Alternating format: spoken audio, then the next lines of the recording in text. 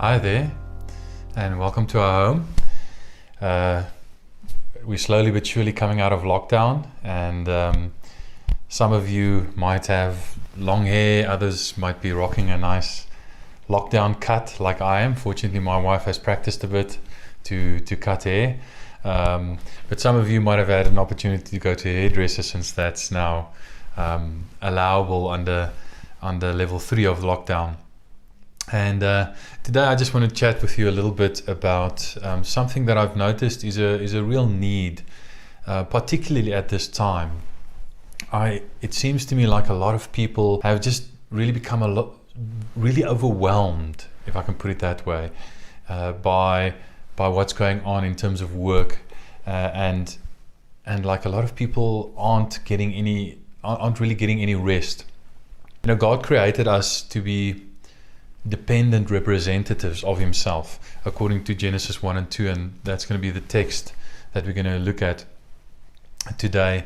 And we function best when we align ourselves with the nature that God gave us, how he created us, what he created us as, and the purpose for which he created us. And we see in Genesis 1, let me just maybe read the text and then go from there. In Genesis 1 verse 1, a verse that is really well known. Many parents, teach it to their children. Many of you might know it, even though you might not know much of the rest of the Bible. You might know this verse. It says, "In the beginning God created the heavens and the earth. Now the earth was formless and empty, and darkness was over the surface of the deep. And the Spirit of God was hovering over the waters. And God said, 'Let there be light,' and there was light. And God saw that the light was good." And so the text goes on, and God starts creating. First, he takes the creation which he created, the heavens and the earth which he created, which is formless initially, and he forms it. He creates space in it, and then he fills it. So he first forms it and then he fills it. So he creates the heavens, he creates space, he creates atmosphere, he creates dry land and water, all kinds of different aspects, areas of creation that he forms. And then he starts filling them with sun, moon and stars, the space, filling the atmosphere with birds, filling the dry land with plants and animals, and the sea with fish, etc.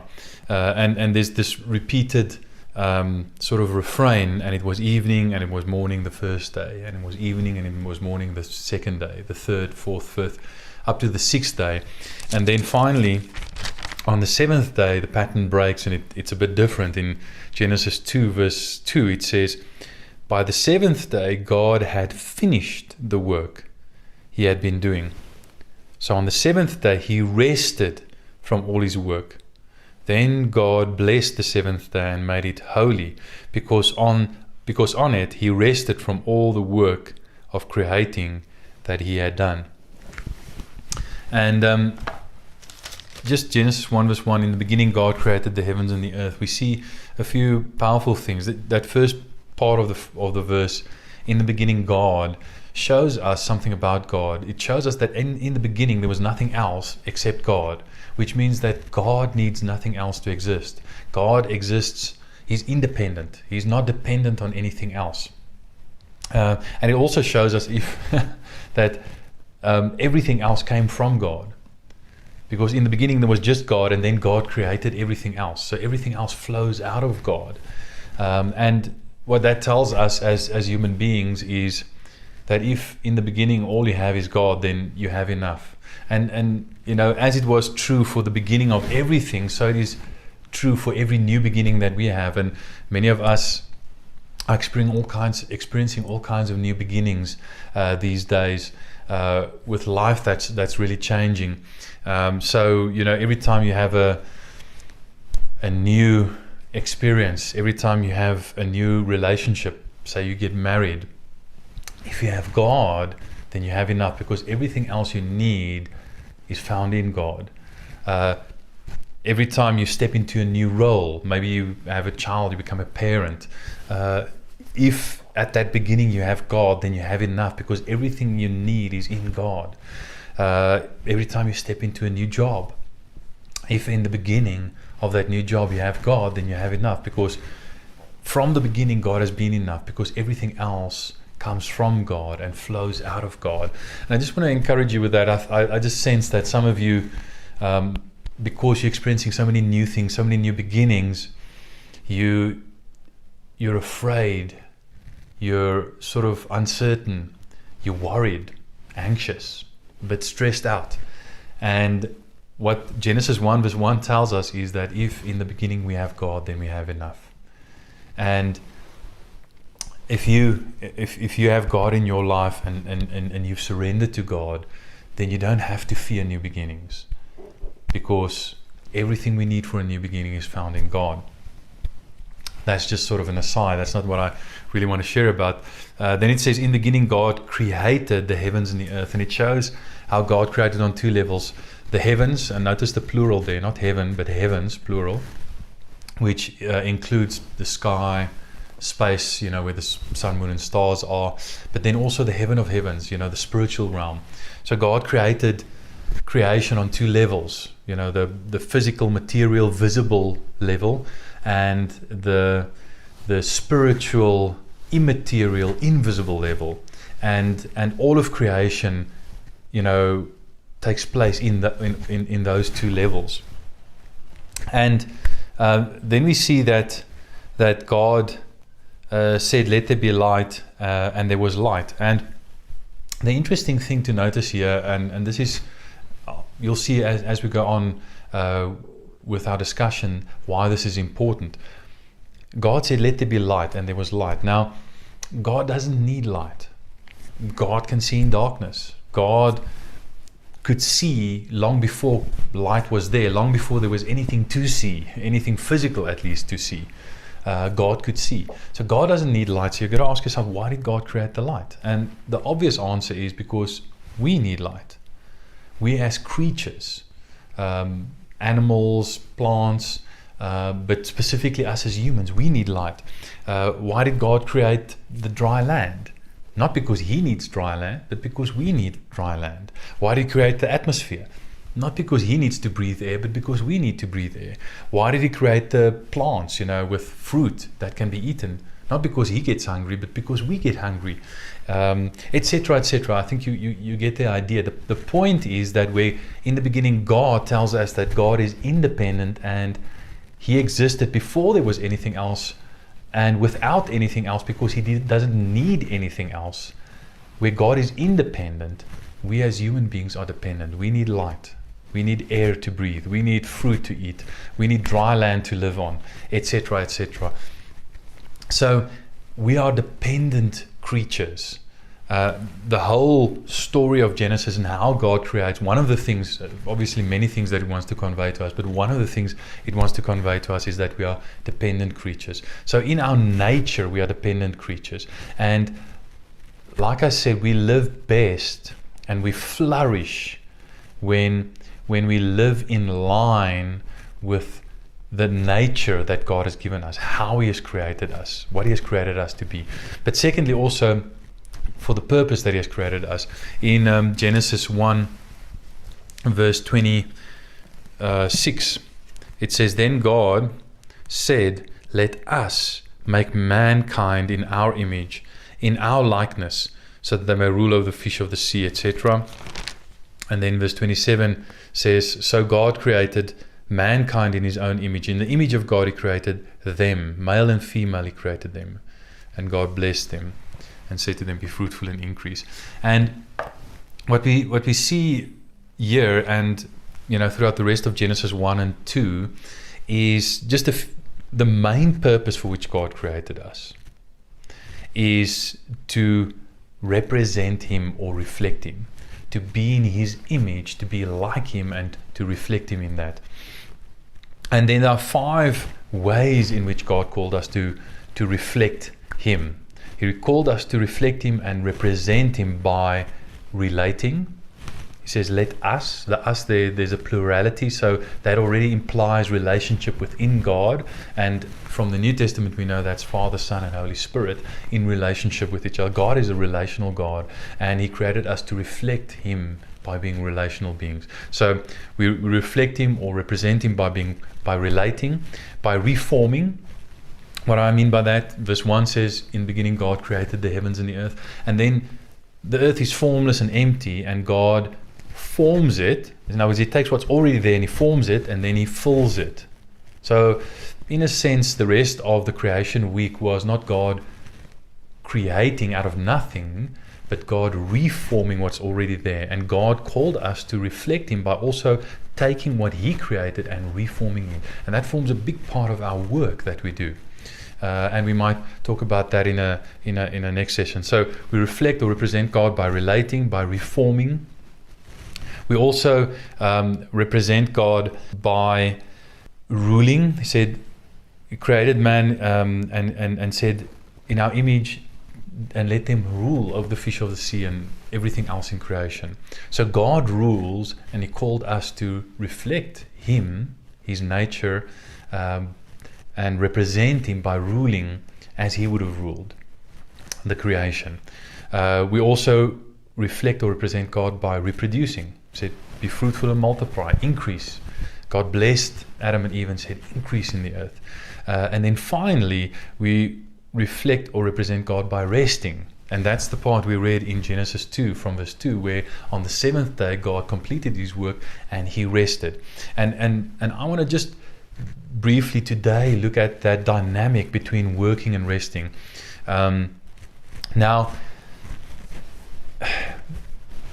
we have, I know I'm talking to an audience, mostly people from Johannesburg, but people from all over, in all kinds of other places.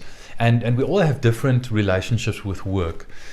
Some of us have too little work, and we'd love to have more work. We'd love to, especially now under lockdown, many of us have maybe had to close our businesses or take unpaid leave or something like that. And we just wish we had more work.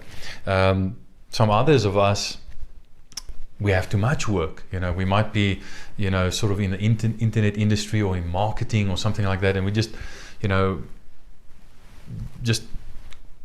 completely overwhelmed by the amount of work, extra work that we have. In general, as a rule, in cities, and particularly in a city like Johannesburg, we tend to overwork rather than underwork.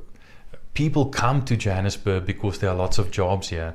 People have always come to Johannesburg because there are lots of jobs and because there's money to be made here. I mean, right at the beginning, Johannesburg started with the gold rush. That's why it's called the City of Gold. And people came here with the gold rush to make money. So making money is a big issue in Joburg, and it's sort of one of the richest cities in South Africa and Africa, and people come here to work and to make money. So it's a very industrious city, and many people in Johannesburg tend to overwork. But there's a bit of a tension there as well. So some of us feel we'd like to have more work. Other people, others of us, we'd like to have less work. And there's a bit of a tension between our working and our resting, because when we don't work, we feel restless. And when we do work, we need to rest from the work that we have. And there's this bit of a tension between the working and the resting. And to complicate matters, this modern era that we live in has sort of, I almost want to say, exacerbated or worsened that tension between the work and the rest, and the fact that we need a balance between them. I mean, if you look at, it's interesting, Genesis 1 over and over again, in a very subtle way, tells us that there should be a rhythm of work and rest. And it's something that we stick to even as modern people. And we don't often think of the fact that it comes from the Bible, but it says, and it was evening and morning the first day, evening and morning the second day. And there's evening when it's dark for us, a time for us to rest, and there's morning, when it's light, a time for us to work. And we see in that constant rhythm of evening and morning, of darkness and light, the rhythm of resting, sleeping, and rising and working.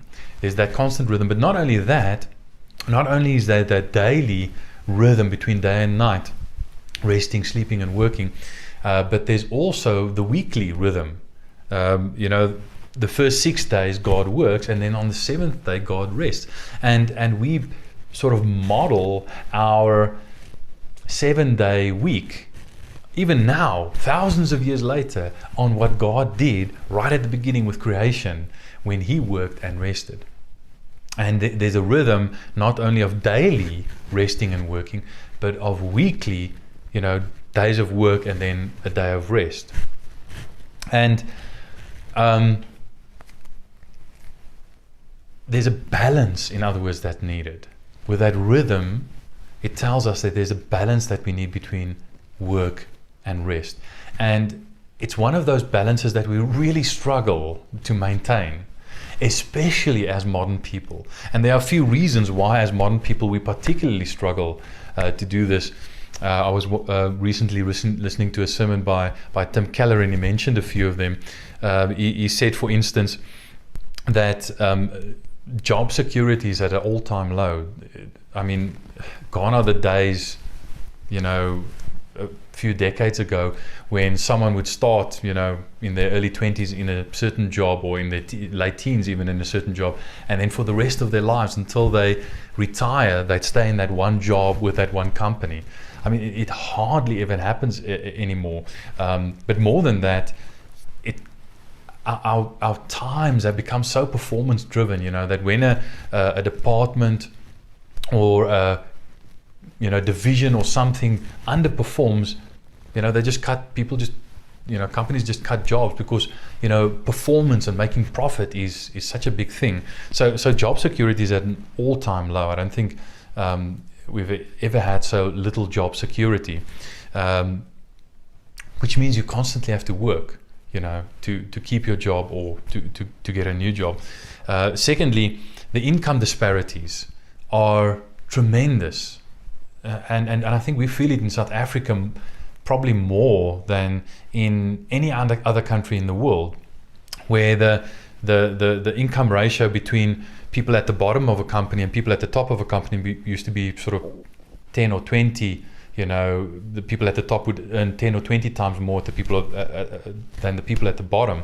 Nowadays, the people at the top earn 100 to 200 times what the people at the bottom earn.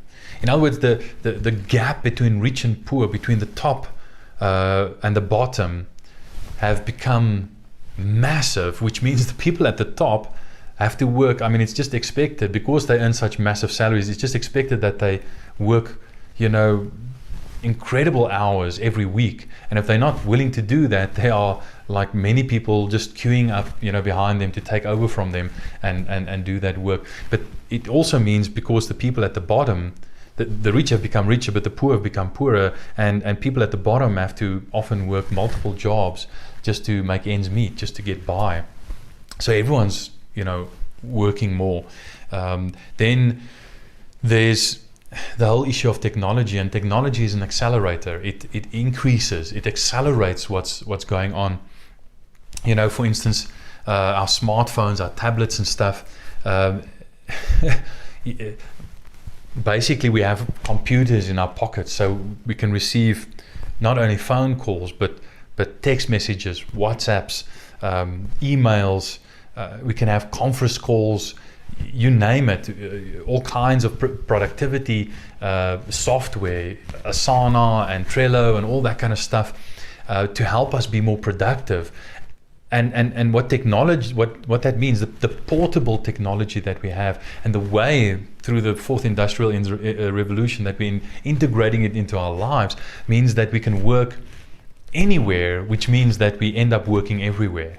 And I think with the lockdown and so many people working from home, that has just been aggravated, even more, because a friend of mine was telling me, he's working so much harder because, two of his bosses that he works with his sort of superiors that he reports to, they used to drive like maybe an hour and a half each, you know, to work and back. And now because they're working from home, they have that extra hour and a half to think up new jobs and new kinds of work for him.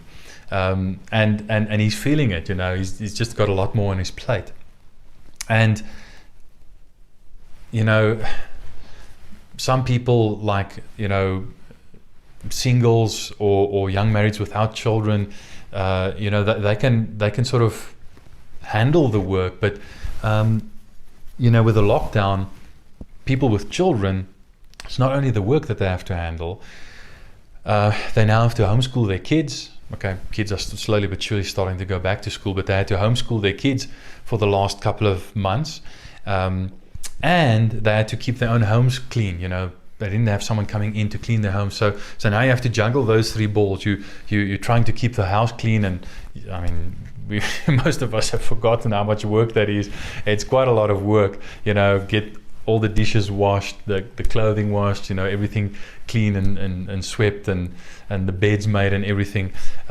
Doing that homework that you know, you might have outsourced to someone else or delegated to someone else. Then you have to do the schooling, which you used to just go and drop your kids off at school, but now you have to watch videos with them, make sure they do their homework, and especially if they're younger kids, they need some help with that. So now you're a teacher all of a sudden as well, and then somewhere in between there, you still have to try and be productive and you know, get your day job done. So, you know, many people's managers, you know, are like, in the day they're like busy cleaning house, looking after the kids, and then all of a sudden in the afternoon or in the evenings, you know, when usually you'll go home, then they start being productive and they start doing work. Oh, I didn't get everything I need to do done. So all of a sudden you've been working all day, and then you start getting, you know, in the afternoon or early evening, you start getting these emails from your boss, because now he's starting to work, because, you know, finally the kids are, you know, all, you know, bathed and showered and in their pajamas and ready for bed, and now he's starting to work, and he's starting to delegate and send you emails and messages and asking you to get things done. And what I found is so many people are just really struggling, because those lines, because of technology and because we've been working from home the last while, you know, we're just working all the time, and the natural boundaries between working, you know, our work life and the rest of our lives have been completely blurred, and so many people are just working so much harder than before and resting so much less, and are just on the verge of burnout and being completely overwhelmed. And if you're feeling like that, I just want to say that's normal. I think a lot of people are feeling that way, and I think a lot of us are struggling to deal with this new environment that we're in because of the lockdown, and because of just our use of technology has just escalated. It's just, you know, increased by orders of magnitude because of the lockdown, and because we've had to use technology. And I mean, praise God for technology. It's so useful that we can actually still have meetings on Zoom or Google Meet or whatever. But the drawback is we if we're not careful, we end up working all the time, you know. Just not stopping. We're just working so we're working from home, so we just work all the time. You catch yourself and it's 8, 9, 10 o'clock and you're still working. And I know many of you can relate to this. You've been doing that for the last couple of weeks, and you feel just too thinly spread, like butter on too much bread. And if you're feeling like that, you know, I just want to say there are a lot of people who are feeling like that, because all of us are struggling a bit to get that work rest balance right under this new normal that we're operating in. So modern sort of circumstances and trends, and especially the lockdown and technology and that kind of stuff, are exacerbating our imbalance between work and rest. But not only that, you know, one of my favorite movies is a movie called Chariots of Fire, quite an old British movie, but it tells the story of Eric Liddell, a very committed Scottish athlete. He's a Christian, a very committed Scottish Christian, but he's also a very gifted athlete. And another gifted athlete called Harold Abrahams, who was a Jew, and Eric Liddell ran for the glory of God, and he did everything to glorify God. That was he felt his purpose in life. So he understood this whole thing about representing God or reflecting God and thereby glorifying Him. Whereas Harold Abrahams, his purpose in life was to sort of represent Jews who were marginalized and persecuted and so on. And it's interesting to see the difference between the two. Whereas Eric Liddell sort of had a settled sense of identity and security in who he was because of whose he was. He knew, I'm a Christian, I'm a child of God because I belong to God. I don't have to prove myself.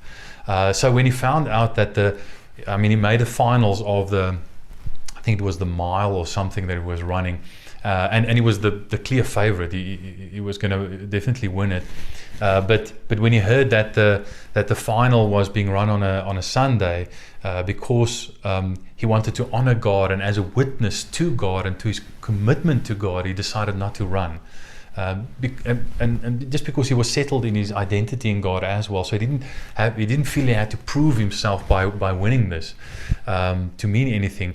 In stark contrast to that, Harold Abrahams, he ran the 100 meters, also a very gifted athlete. He ran the 100 meters, and when they asked him, why do you work so hard? Why do you train so hard? To run the 100 meters, the sprint in the Olympics, and he said, when that gun fires, when that shot goes off, I have 10 seconds to justify my existence. And that highlights a different problem, and Keller also mentions this as sort of another trend. Whereas before we tended to find our identity, our sense of identity, our sense of belonging, our sense of who we are in our role in life, either as a mother or father or child, or as part of our family, and we used to work in the family business and so on. Nowadays, people have so much freedom to do whatever they want to and to sort of reinvent themselves, and your work sort of determines who you are, and we tend to find our identity not in representing God per se, but in working, in what we do, and Harold Abrahams was an example of that. When that shot fires, I have 10 seconds to justify my existence. And so many of us feel that way about our work. So the problem is not only the work and the balance between work and rest. The problem is that even when we do rest, we can't really switch off because we feel we need to prove ourselves, and that doesn't go away. No matter how hard we work, we always feel like it's not good enough if we have that same attitude that Harold Abrahams has. I need to prove myself through my work. It's never enough. And once you have proven yourself, then there's just another phase in which you have to prove yourself again and again and again. And there's what Keller calls the work underneath the work that you have to do, constantly doing. And that means that even when we do rest, it's not deep rest. It's like, he says it's like sleep. Scientists have found that it's not enough just to sleep. You have to experience deep sleep, REM, rapid eye movement sleep. And he says that when you have that sense, when you find your sense of identity and worth in your work, you cannot properly rest. You cannot descend into REM sleep kind of rest, even when you do stop. And so here's the assumption we make. We assume that we can rest simply by stopping our work. But the reality is we can't. It takes more than just stopping your work in order to really rest and find rest and really relax and recharge. And this Genesis 1 and 2 actually shows us that. It actually gives us a clue to how we can, a pointer towards the good news of how we can actually rest, not just in a balanced way, evening and morning, sleep and work, every seventh day take a day off and rest, but how we can have that deep rest of not only resting from our work, but resting from trying to prove ourselves, resting from resting in God's complete work. If you look at Genesis 1 and 2, it tells us two things about God's work. Firstly, it tells us that God's work is good because, God said, let there be light, and there was light, and then it says, and God saw that the light was good. And then he says, let there be, fish or animals or whatever, and he saw that it was good. And it's like, God's work in terms of its quality is good. So when God finishes something, he sort of sits back and he enjoys it and he says, that's good.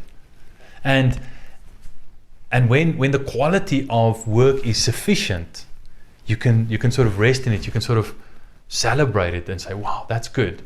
But not only that, it says in chapter 2, it says on the seventh day when God had finished the work that he was doing, when he completed the work, God didn't rest because he was tired. An almighty being with endless power and energy never gets tired. God doesn't get tired. He doesn't need to sleep. He doesn't need to rest. He doesn't need to rest because he's tired. And God rested not because he was tired, but because he was finished. So not only was the quality of his work so good that he could enjoy it, but the quantity, he finished it. Everything that he needed to do, he finished doing. And he rested in that. And we can rest. We need to rest in work that's complete. Now, our work will never be complete, but we can rest in God's complete work. And as we know from the New Testament perspective, the ultimate finished work is the work of the cross, where Jesus hung on the cross and said, it is finished. It is done. That's the ultimate complete work that we can rest in. And it's a good work. We can sort of sit back and say, well, what Jesus did is good enough. It's finished. It's complete. It's done. I can rest in that. I don't have to prove myself anymore because of what Jesus did, because he completed the work I never could. I can now be accepted. I can now rest. I don't have to prove myself anymore because my acceptance depends not on what I do, but on what Jesus has done for me. And there's this line, I think it's in one of Tolkien's books. Some of you might have seen the movies, the Lord of the Rings movies. The Two Towers, the second book. There's this character, one of my favorite characters in the books, called Faramir, and he says, "Praise from the praiseworthy is above all rewards." And what he's saying is, when you get praise from someone who's praiseworthy, when you get acceptance from someone that you respect, that you look up to, that means more than anything. And so God's acceptance should be more to us than anyone else's. I mean, he's the only one whose acceptance really matters. And because Jesus said it is finished, the work is finished, we can be accepted. We are good enough, we're acceptable, and we don't have to work anymore. We don't have to labor, we don't have to strive anymore. If you contrast what Jesus said, his last words was, it is finished. The Buddha's last words was, keep striving. And unless you can rest in God's complete work, his good work, you'll never be able to rest. Now, just consider this. Watchman Nee, in his book Sit, Walk, Stand, which is a sort of a commentary on the book of Ephesians, he refers back to Genesis 1 and he says, 1 and 2, and he says, notice that the day of rest, when God had completed the work of creation, created everything, finished it and finished it well, it was very good.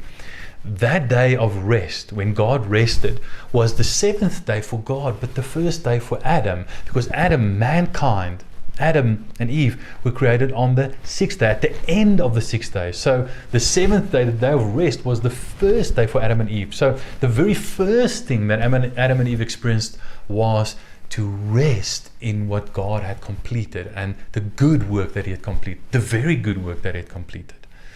And so God created us, and this is what Genesis 1 and 2 is telling us. God created us to work out of a place of rest, but specifically out of resting in God's completed work. So we first rest in God. We sit in that place of rest in God. And then from that we can then work. Not in order to prove ourselves like Harold Abrahams, but in order to represent God, reflect God, glorify God like Eric Little. I didn't get this balance right in my during my studies and so on, and I do this work-rest balance, and I went through stages of sort of passivity and procrastination, and then got into a workaholic frenzy. Worked through the night for 3-4 days, on tasks, to meet deadlines on projects and stuff, and then I was like so dead tired that I couldn't do anything again for a couple of days, and I know many of you struggle with that as well, and we work best when we have that balance of evening and morning, sleep and work, but then also that weekly rest, that weekly cycle of 6 days of working and then 1 day of rest. Now, just in closing, 1 or 2 practical things that we can do. How can we rest? We need discontinuity. We need to stop the normal things we're doing and do something different. You cannot, if you cannot rest by doing the same things that you do when you work. And also we need to recognize, just like God created the heavens and the earth, the material and the immaterial, the physical and the spiritual, so God created us. Our bodies from the dust of the earth, physical, but then breathed into us the breath of life, spiritual. And to rest, we need something of both. You need to rest physically, but also and be sustained physically, but you also need to be sustained spiritually. That's the one thing. You need discontinuity, do something different. But then you also need, rest is a form of discovery. They had the Sabbath, not only the Saturday Sabbath, but they had Sabbath years. 6 years they'd plant on a certain plot of land, and then on the 7th year, they'd sort of stop and plant nothing, or and just let whatever was growing, the weeds or whatever, just come up. And sometimes you just need a time of rest where, whatever thought pops into your head can just come up and you can just sort of follow it, and just discover new things. Not have deadlines, not have something that you have to focus on or something that you have to do, but just follow whatever thought comes into your mind. Rest is also imitation. God rested and we imitate him. So representing him and reflecting him, part of how we do that is by resting. Resting is also an act of humility, where we admit that we are dependent creatures and we cannot work all the time. God can work all the time, but we can't. We need rest. And also, we acknowledge that, by resting, that I'm not the general manager of the universe. God is. And when I rest, I'm acknowledging that God can maintain and preserve his creation without my help and without my contribution. My contribution is not necessary. God gives me the opportunity to give it, but it's not necessary. And there's a humility in resting, where I acknowledge. It's an act of humility. We acknowledge that life can go on without me. God can manage the universe without me.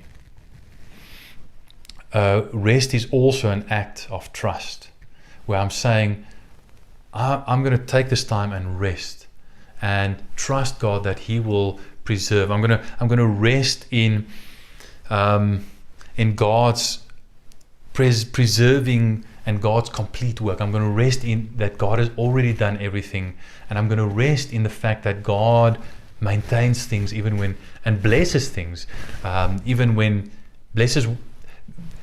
Let me put it this way: when you work hard for 6 days, but you say, I'm going to put those boundaries down. I'm going to rest 1 day a week.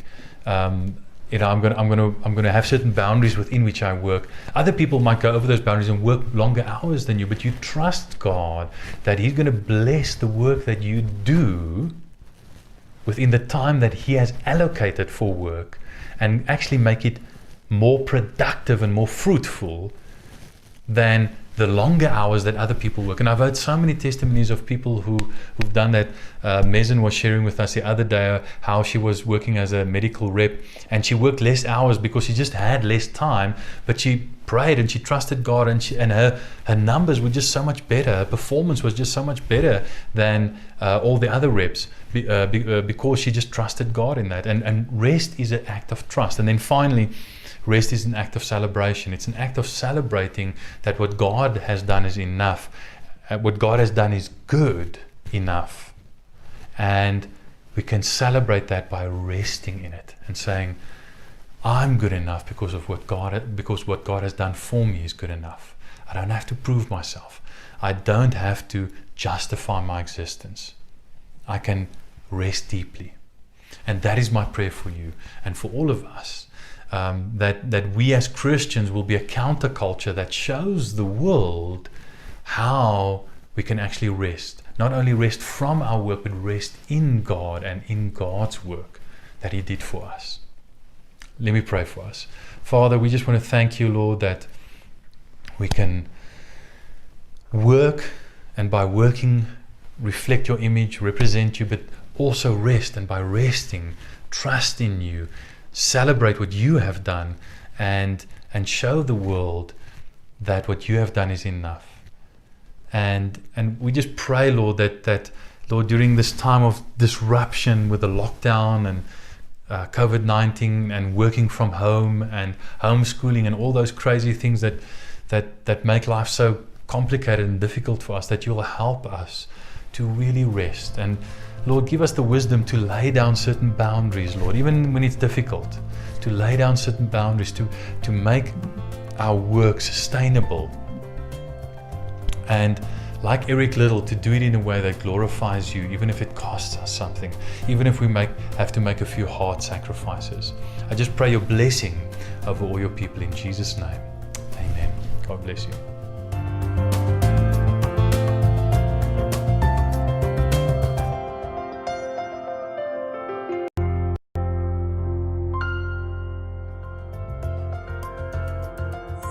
Thanks for watching. Join us again next week.